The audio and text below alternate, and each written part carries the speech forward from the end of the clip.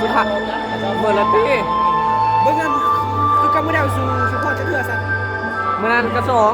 หอบก็สอง สุดเลิกจังมง ถ้าปัจจัยเนี่ยก็ประมาณ10 โมงปลาย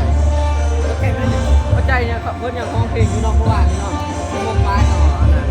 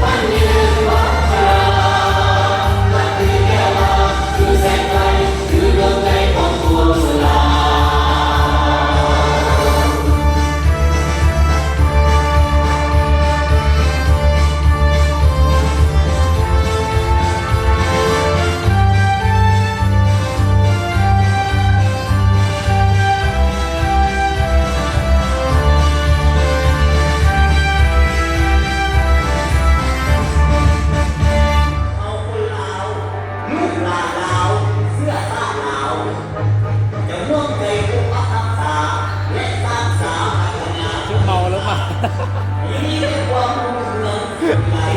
จะกินเมาแม่เราใส่เมาละเกลืออะไรกินตอนหัวแรงก็เห็นมันไปนอกมากกว่า